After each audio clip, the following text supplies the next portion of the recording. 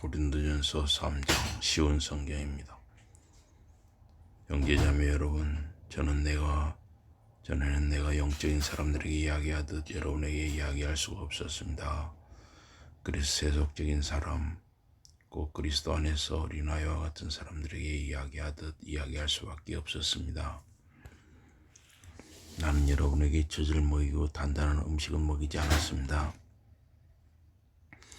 여러분이 아직은 단단한 음식을 먹을 수 없었기 때문입니다. 그리고 지금도 먹을 수 없습니다. 여러분이 아직도 세속적인 사람들이기 때문입니다.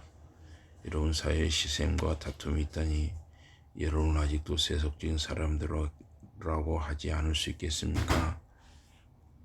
여러분 가운데 어떤 사람은 나는 바울의 제자다라 말하고, 어떤 사람은 나는 아폴로의 제자다 말하고 있으니 여러분이 아직도 세속적인 사람들처럼 행동하고 있는 것이 아닙니까? 도대체 아폴로가 무엇이며 바울이 무엇입니까? 우리는 여러분이 믿도록 도운 주의 종들이 지나지 않습니다. 우리는 제각기 주께서 맡기신 일을 했을 뿐입니다. 나는 씨를 심었고 아폴로는 그 씨에 물을 주었습니다. 그러나 그 씨를 자라게 하신 분은 하나님이십니다. 씨를 심는 사람이나 물을 주는 사람은 중요하지 않습니다. 씨를 자라게 하시는 하나님만이 중요합니다. 심는 사람이나 물을 주는 사람이나 같은 목적으로 일을 합니다. 그들은 제각기 일한 만큼 상을 받을 것입니다. 우리는 하나님을 위해 함께 일하는 일꾼들입니다. 그리고 여러분은 하나님의 밭입니다. 그리고 여러분은 하나님의 집입니다.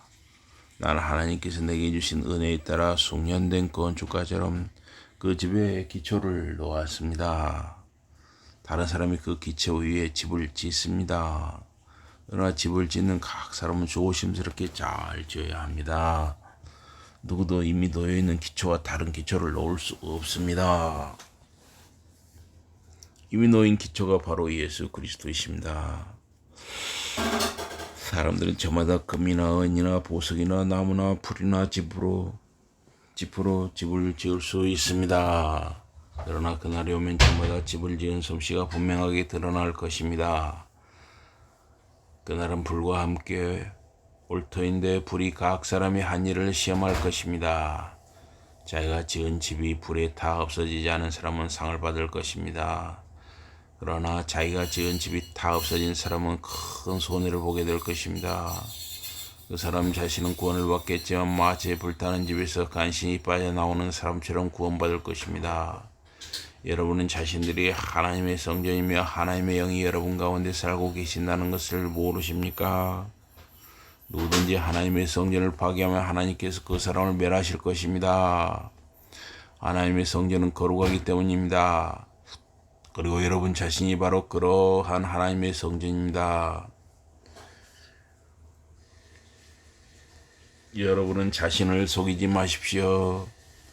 여러분 가운데 이 시대의 기준에 따르면 자기는 슬기로운 사람이라고 생각하는 사람이 있습니까? 그런 사람은 참으로 슬기로운 사람이 되기 위해서 바보가 되어야 합니다. 이 세상의 슬기가 하나님께서 보시기에는 어리석은 것이기 때문입니다. 성경이 이렇게 쓰여 있습니다.